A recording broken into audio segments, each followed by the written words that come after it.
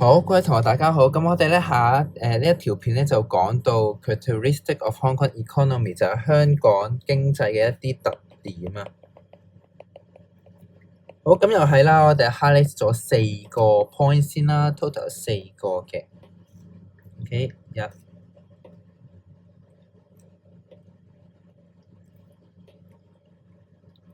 咁有4個要記。好，咁第一個就好簡單，其實之前都學過㗎咧。香港咧 focus on 邊一個 industry 㗎？咁就係 tertiary production， 第三產業啦。tertiary production。咁點解啊？咁我哋tertiary production 即係其實我哋俗稱嘅服務業啦。點解咧？因為我哋香港你知道啦，我哋香港係好少一啲天然資源㗎嘛。香港係 lacks natural resources。咁例如係啲乜嘢啊？例如係一啲嘅樹啊，一啲嘅木啦、樹木啦，或者米啦，或者石油啦，呢啲就叫做天然資源。咁好快都同大家wrap up 下，其實我哋以前地理嗰陣時候咩第一產業、第二產業同第三產業啦。咁咩第一產業啊？就係 extract 抽取一啲 natural resources 一啲嘅天然資源啦，例如係可能捉魚先算啦，可能捉魚啦。咁第二個係乜嘢嘅咧？咁而乜嘢叫做 secondary production 啦？咁 secondary production 第二產業亦都係一啲製造業啦，就係將一啲嘅 raw material 原材料轉化做一啲叫做半製成品。咁你 semi-finished product 咧就叫半製成品 ，semi 就係講一半咁樣 ，OK， 半製成品啦，或者 finished good 就叫一啲完成品啦。咁呢個係啲乜嘢啊？其實主要都係講製造業啦，就可能將一啲嘅鐵啦變成做一啲咧可能 iPhone 啊，或者如果係半製成品，例如一啲係半完成嘅 iPhone 啦，即係其實可能已經嵌好個殼㗎啦，因為晶片嗰啲仲未裝，咁呢啲都叫做tertiary production，都叫做secondary production。咁 tertiary production 就係一啲服務業啦，服務業咧，例如我哋讀 business 嘅，例如係金融業啦。或者你哋識嘅係飲食啊，或者旅遊業啊咁樣。咁呢啲係 tertiary production。咁喺香港咧有超過90%嘅收入咧都係來自 tertiary production 服務業嘅。咁你要知道啦，有時候咧去考試可能用 service sector 咧，呢個字都要知下啦，就係咁樣。咁呢就係第一個 point 啦。第二個咧就係因為正正我哋香港冇 natural resources 冇一啲天然資源，咁如果你想食飯點樣算好咧，就 depends on 一啲 external trade 一啲外貿易啊 ，external 即係一啲對外貿易。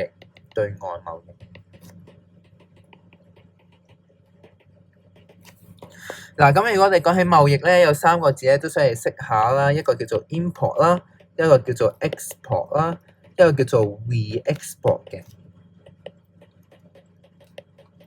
import 即係入口啦，通常我哋講入口係講入口一啲嘅貨物啊，即係向其他外國國家去買啲貨品啦。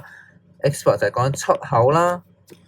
咁而 re-export 咧就講轉口。乜嘢轉口咧？就係例如啦，其實可能美國想輸入嚟我哋香港嘅，咁但係我哋香港咧就唔直接消費，咁我哋將呢一啲貨咧就轉賣到嚟，可能係中國啦。咁樣中國，咁所以見到咧，香港喺呢一個情況咧，就係一個轉口嘅身份，即係因為其實美國最後入口咧係想入去中國噶嘛，咁就會先經香港一趟。咁點解咧？因為我哋香港有地理上面嘅優勢啊嘛，咁所以就係香港咧，其實最主要收入都係透過轉口嚟賺錢。咁所以我哋香港本身好依靠對外貿易嘅，係啦，就係咁樣 depends on external trade。咁第3個就非常之重要啦，就打粒星啦，因為 DSE 都常考啦，就係叫做 free market。free market 咧，中文叫做自由市場。自由市場下面嗰個咧就寫埋呢個係個定義嚟嘅，就係 less government intervention， 好少一啲政府 intervention， 學埋啦，叫做干預。咁政府干預你要麻煩有咩方法咧？第一個就係叫做 trade barrier， 第二個咧就係叫做 foreign exchange control。咁你 trade barrier 呢個字咧，就麻煩記一下啦，用黃色 highlighter。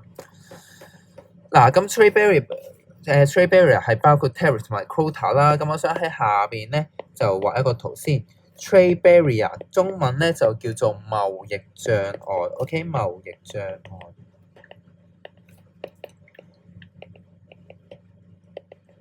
咁而我哋香港咧係完全冇貿易障礙嘅，我哋喺香港。咁我哋通常講係 trade 香港完全冇啦，完全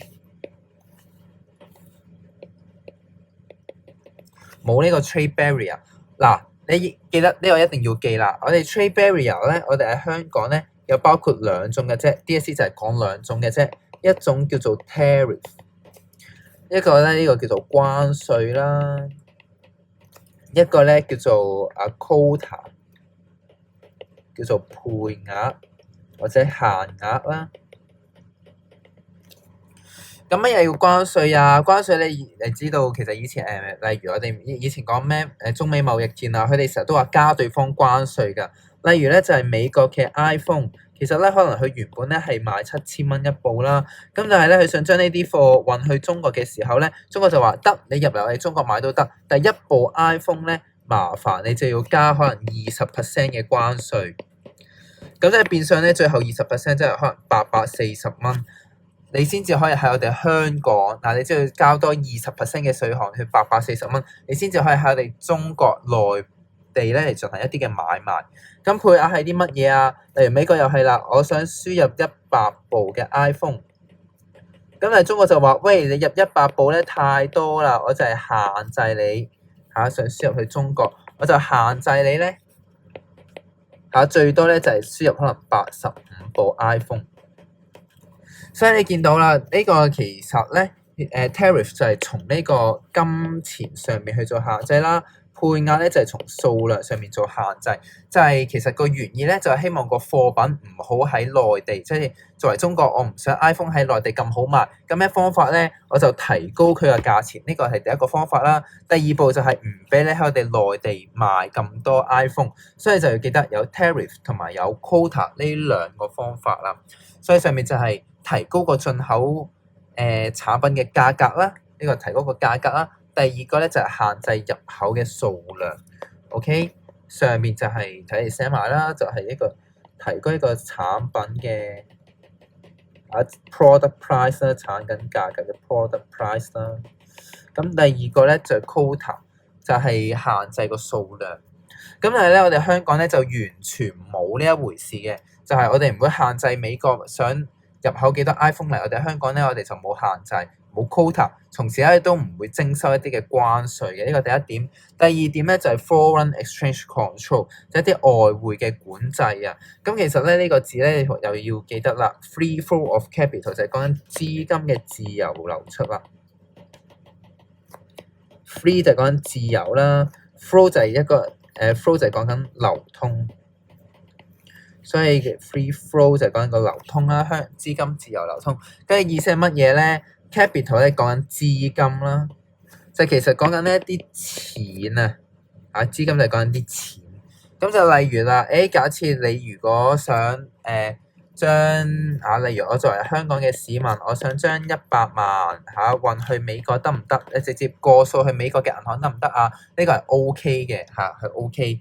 咁例如啦，我想香港去美國度或者例如唔係美國想 set up 一個 business 啦喺香港嗰度，咁得唔得啊？亦都係無任歡迎嘅，就係講緊你啲錢咧可以喺香港同埋外國之間自由出入啊。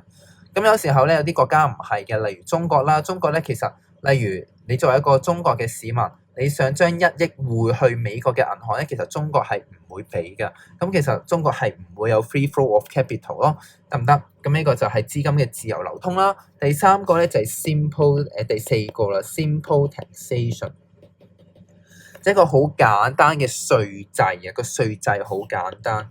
咁個制度有幾簡單咧？首先第一種就係其實咧佢嗰個 tax policy 咧係好少 policy， 即係一啲嘅稅種好少啦。其實咧就係講第一個 point，就係咧其實我哋香港咧就係得3個 direct tax， 3個直接稅，一個就係你以前學嘅 profit tax 啦，另外一個就係 salary tax 薪俸稅，就一個就係 property tax 一個物業稅啦。咁但係你香港就係得3個稅，可能你覺得好多啦，但去到外國其實係基本上乜嘢情況都係收到利稅㗎，好似日本咁樣，日本可能日本就有10% 嘅 value add tax 啦，就係講緊你每買一個產品，可能要1000 yen，咁你同時咧你要交到10% 嘅稅項咧係俾政府㗎。咁你香港係冇呢啲稅種㗎嘛，係冇呢個稅項㗎嘛。咁另外一種咧就係外國都好興一啲叫做遺產稅㗎，咁喺香港亦都冇，所以我哋話個種類咧係好少。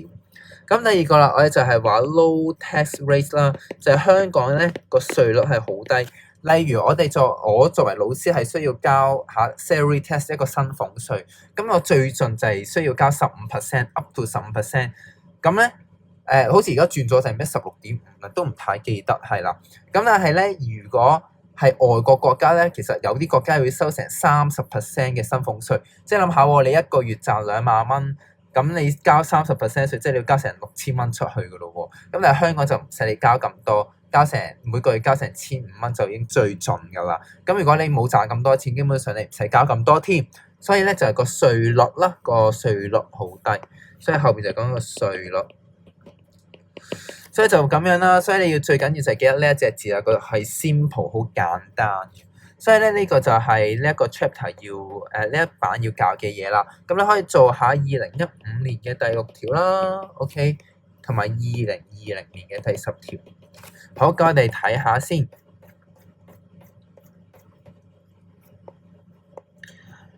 好，2015年嘅第16條喺你哋嘅第15版。咁第15版咧，我哋睇下咯喎。Which of the following are the characteristics of Hong Kong economy？ 咁你睇下 simple taxation 啱啦。我哋好reliance on external trade 亦都啱啦，係咪？因為好依靠外國貿易。咁第3個就係 concentrate on secondary industry， 咁呢個係錯嘅。我哋唔係secondary industry， 即係一啲製造業啊嘛，我哋唔係嘅。咁所以就係1、2啦，咁 A。咁呢一個題目有92% 人啱。咁第二個咧可以做下2020年嘅第10條啦。咁喺你哋嘅第18版，咁咧又係你哋係俾一陣間俾啲時間你哋做啦。咁但係我想講咗其中一個 point 先，就係咧你哋未學嘅乜嘢叫做small and medium enterprise 咧，其實係講一啲中小企。咁之後咧，我哋去到 chapter 3咧，會有一課係專講中小企嘅。咁你而家呢個 point 你未學住，其實講緊我哋香港有差唔多成50% 以上嘅公司都係中小企嘅。OK， 咁咧第一個係啱，咁你剩低咧第2、第3個咧就係俾3秒俾你諗下，究竟係邊個啱啦。OK， pause 低先，咁你做完先再睇。好，3、2、1，好，咁如果係呢一條嘅咧，咁有63% 人啱，其實都係算少噶啦。咁我哋1係啱啦，咁即係B 同 D 係錯。咁第二個係睇下咯噃1係啱 ，OK。咁去到話香港 is a net exporter of raw material， 咁係咪我哋原材料嘅 net export 但係 export 係出口啊嘛，即係出口者啦，係咪？咁我哋係咪net exporter of raw material 啊？一啲嘅原材料原材料我哋冇噶嘛，香港講咗咧，香港 lack natural resources 啦，咁所以原材料我哋都好少，咁所以2呢個都係錯嘅。好，咁 C 啦，第三個Hong Kong does not maintain trade barrier on import， 呢個係啱嘅，因為記得我哋香港咧係非常之自由到係零 trade barrier， 係完全冇 trade barrier，no trade barrier。嗰陣時咧去 DSE 咧我唔知有冇考過，佢話 less trade barrier 咧，咁呢個咧係錯啊，因為如果 less 咧即係證明你仲有啦，但係香港係完全冇咯。咁所以C 都係啱，所以答案就係1、3啦。咁呢個就係第二課嘅第二版嘅